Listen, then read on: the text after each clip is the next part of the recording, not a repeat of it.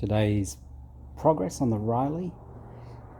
I have, let's see, I have taken off the Brooklyn sump because I was worried about the amount of clearance at the front of the sump to the steering tie rod. When I measured everything in the car, it looked like there was only going to be about 1/8 of an inch clearance, and that's not going to be enough. I have been warned by people who have got original cars that things are very tight and the clearances are very, very close.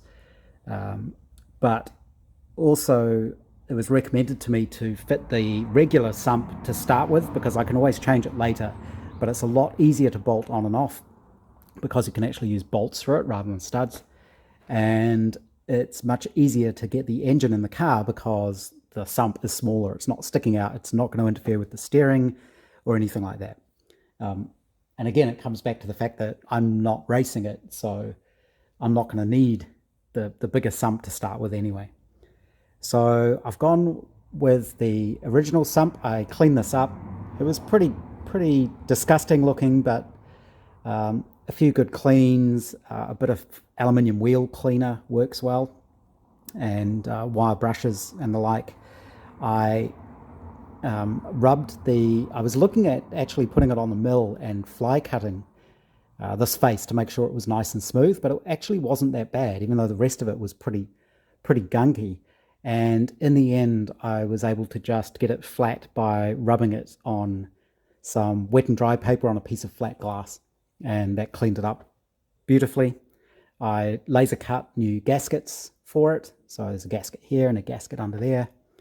And I also made sure when I fitted it that the the oil pickup tube is on a slight angle at the bottom because it's quite close to the bottom, and if it's too close, you could actually put the cover on and block that tube, which wouldn't be much use. So I've made sure that that tube has clearance. When you bolt this cover plate on, it isn't touching it, and there's enough room around the bottom of it for it to be able to suck up the oil. One thing I will need to do is make a new dipstick after doing all that work to put the little spring clip in here so that it wouldn't rattle around. This dipstick is too long now. You can plainly see that if you hold it up next to the engine. So I will machine up a new brass dipstick, I imagine, probably just from a single piece of brass. I'll try and reproduce all of this and make it the right length. So that does make me wonder what this dipstick is from then, because it fits the Brooklyn's sump perfectly. So I don't know if there are different sumps. I actually have another 3 of those, and they're all identical, just in different states of disrepair and different numbers of fins broken off and that kind of thing. But they're all exactly the same in terms of the shape and the capacity. I have heard that some blocks, this is in a different place, but I've got 3 blocks here and they're all the same. And I do know that there are other different dipsticks. So I think what I'm going to have to do is just make something to suit, and I'll have to make my own marks on it, but I can do that when I first fill the engine up with oil by measuring exactly how much oil I'm putting in. So that should work. And I'm much more confident about getting the engine in place. Now it's just a standard Riley 9 engine without the giant Brooklyn sump on the bottom. The clutch, I did make sure everything meshed together, of course. So I know that's all good. The clutch is aligned, the splines are aligned, so everything will slide together. What else? The ignition stuff. I'm going to be talking to the chap who's rebuilding my magneto for me tomorrow, hopefully. He said he's got it on his bench now. He's just looking it over, and we're going to talk about what needs to be done. And I'm also going to order some spark plug leads. I need plain copper leads, basically, but there are some nice period style woven cotton covered leads that you can get. I'll have to order those from overseas, and I'll also get the proper vintage style clips to go on top of the spark plugs and the little threaded thumb screws just to keep it all period correct. The magneto, I couldn't remember how the plug wires attach, but apparently on mine there are little screw terminals, so I don't need any sort of clips or anything at that end. It's not going to take a lot of wire. I think it comes in 1 meter lengths, so I'll probably have to buy a couple. Again, that's something I'm having to buy from overseas. I've had a quick look around, and there is one place in New Zealand that seemed to sell it, but I believe they're sort of changing hands at the moment and they're not replying to emails or anything, so I don't know what's happening there. I'll just order it from overseas, probably from the Green Spark Plug Company, I think they're called. I've used them before and they were really good. Speaking of things from overseas, my SU carburetor parts have been shipped, which is good. The expected delivery date on those was the 21st of March, which is a long time away. The interesting thing is they're already in Auckland, so they got from the UK to Los Angeles apparently overnight, and then a couple of days in LA to get to Auckland. Now they're in Auckland, they'll probably sit there for 2 weeks, given the way the post is working here at the moment, but you never know, I might have them within a few days, so we'll just have to wait and see. Now, the car, now that I know that the gearbox fits on the bench, so to speak, I've tried it on the engine on the stand, I've put the gearbox back in the car.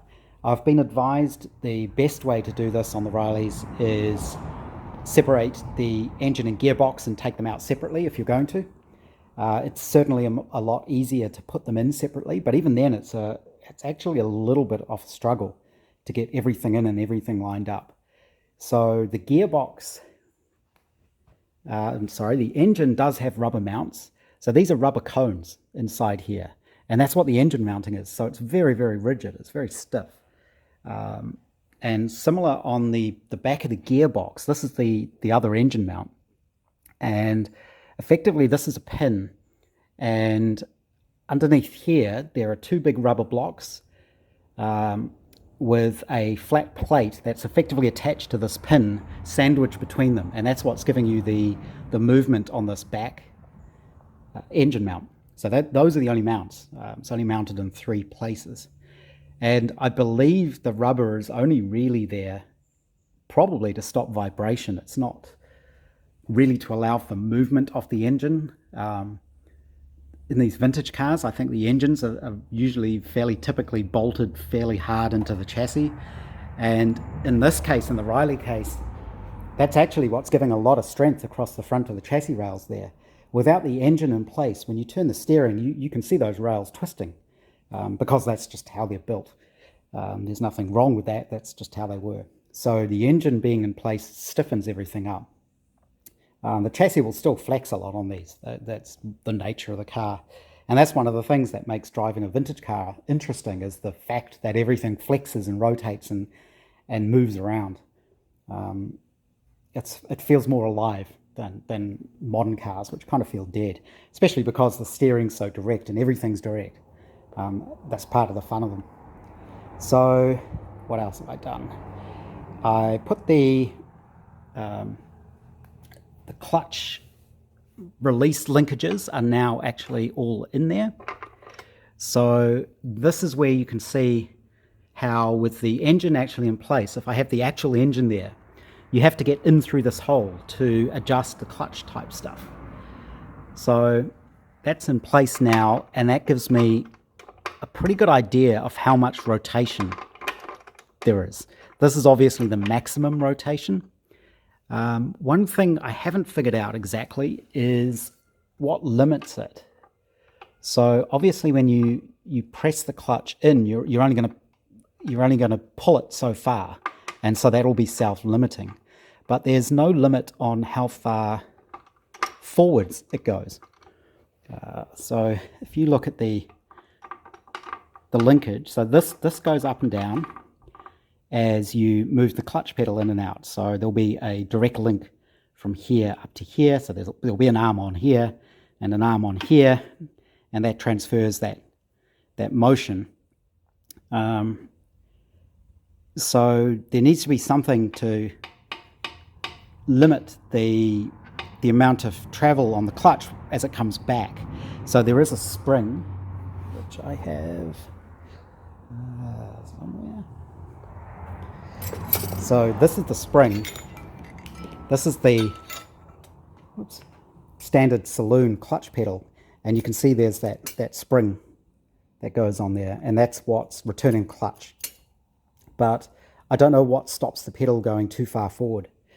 So I suspect there is normally some sort of stop or something somewhere.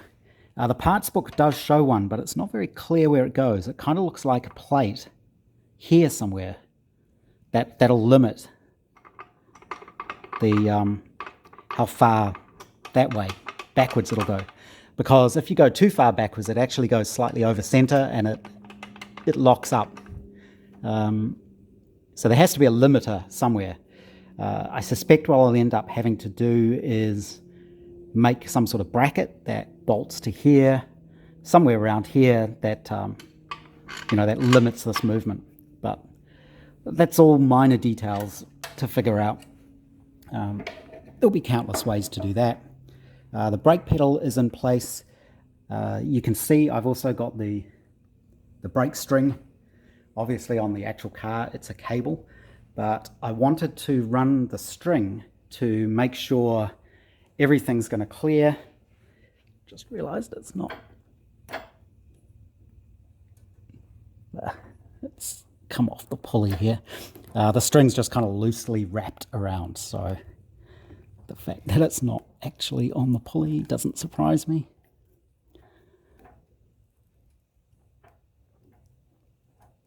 This is a bit tricky with one hand, but you get the idea anyway. So now we can see exactly where this brake cable goes. So it comes from the lever here, which is operating the brake cams, which is pushing the shoes apart. This is the return spring to bring them back, or bring the lever back. The brake shoes themselves also have springs on them, of course, to pull the shoes in away from the drum. There's a pulley here that transfers it down to this one underneath the axle. Now these I had to adjust. They're on a sort of quite beefy steel plate, but they get bent over time apparently. So with the string I was able to adjust that pulley wheel to get the right angle that direction, and I was able to bend it up and down to get the clearance I need. I think we can just see above the steering tie rod under here. So this is actually how they are on the production cars as well. That cable does or can touch that tie rod, but it's not bent by it. It's just close enough that as everything rattles around, it sort of touches it. So I've been told what people do is they grease the cable just to help it rubbing across that. But when everything's static, it shouldn't actually be touching it or being deflected by it. Is probably the best way to put it. That doesn't change with the suspension, obviously, because it's all attached to the suspension. So all of this is going up and down together. So I don't have to worry about it touching on extremes of suspension travel. But you can see it goes down there, around that pulley, down under the engine and gearbox to this middle set. So I've mounted this properly now. This is set at the right height, so it matches with this kind of guide here on the brake mechanism, and it loops around here. This clamp, one of the supposed hacks you can do is clamp this up really tight once you've adjusted the brakes, but there seems to be a bit of discussion around whether or not that's what you're supposed to do, or if it is just there as a guide to stop the cable coming loose. So that'll be something to look into. But you can see it kind of comes under here, up through here, down around the pulley, and then back, and then similar on the other side. So there are little clamps with rubber bushes in them that bolt on here to guide the cable as well. I'm not sure exactly where on here they fit, to be honest. I need to figure that out, but I have all of those. So that helps with where the cable goes, but you can see the cable runs right next to the torque tube, which you're sitting right next to. There is no transmission tunnel in these. This is all open, so that's how it is. Obviously, it's not as dangerous as an open prop shaft because the prop shaft is inside that torque tube, but you've still got this big tube sitting next to you with various brake cables and rods and things coming off it. With the pulley in place and the string in place, kind of more or less pulling everything into the position it needs to be in, I finished off the handbrake cable, handbrake rod rather, and you can see this is screwed into an end piece here, and then it goes to kind of a clevis down at the back, which is attached to the brake lever. And this is now actually working. The spring on this is actually very stiff, very strong. So, but that shows you how the handbrake works and that handbrake lever works. And we can also see how you can adjust that from inside the car. So by adjusting this, you're adjusting the tension or the amount of pre-pull on this duckbill type lever thing. So that's how you can adjust adjust the handbrake, basically. So the good thing is the handbrake is now actually working, which is quite useful because before the car was just rolling around. I've always had to have it blocked. So that's the handbrake mechanism done. What else have I done?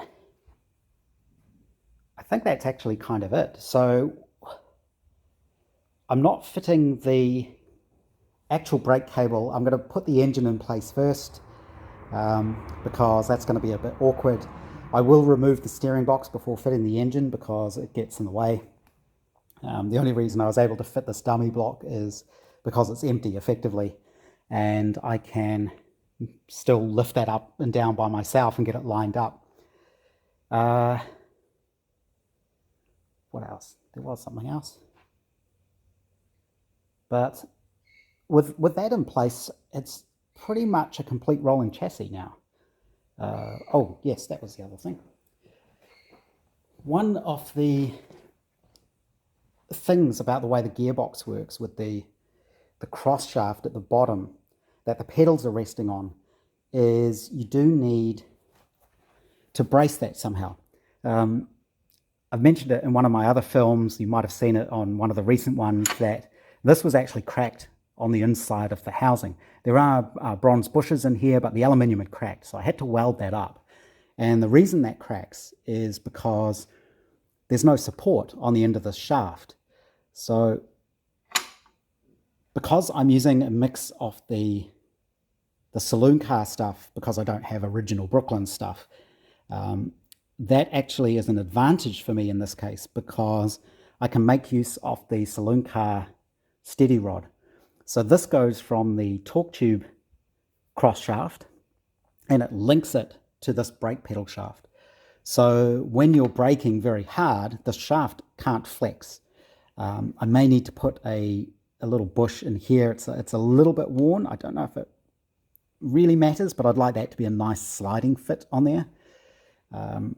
So I'll put, this doesn't move, so it doesn't need to be like a bronze bush or anything. I might be able to put some sort of shim or something in there just to stiffen that up and or to take the play out of there so that this is then linked very, very solidly to that. And of course the gearbox and torque tube are directly linked. They're bolted together. So I'm not sure exactly how that affects the up and down motion of the torque tube. You would think that would maybe put stress on there, so that's something I have to look at. No, actually, I'm talking rubbish because this piece is all fixed. It's this that moves up and down. So this is actually fixed to the gearbox, engine, chassis through that mounting. So this moves in relation to that. So that's all fine. This can be all locked completely solidly together. When I do the floor, that'll be interesting because this is sitting up here. There'll have to be a little slot or something in the floor, or else, I don't know, or the floor can just go underneath that, something like that, because that's right where you put your feet, obviously. Clearance in these cars is a known issue. Obviously, they're very tight, and I think people were generally slightly smaller in the 30s. So fitting into it is going to be interesting. I think that's pretty much it for now. So I might, I'd temporarily removed my Brooklyn shifter while messing around with the engine and gearbox, so I didn't damage it. I think I'm just going to put that back in and see what the car looks like. The Brooklyn's shifter in place, you get another example of how tight everything is on this car. You can only just turn that adjuster. It just sort of clears the column there. What was the last thing I was going to mention? Oh, the gearbox mount. I'd never actually completely finished that or completely bolted it up together. And one of the things I discovered was the hole I've got in the chassis that the pin went through wasn't quite big enough. I always thought that it had to go through from the top, but then I suddenly realized, no, the only way you can actually get that pin in is through the bottom. And I had to enlarge the hole so that it would actually clear the hex on that stud. And unfortunately, my step drills don't go up high enough. The old one I had was broken. I need to get a new set of those, an Imperial set, exactly for doing things like that.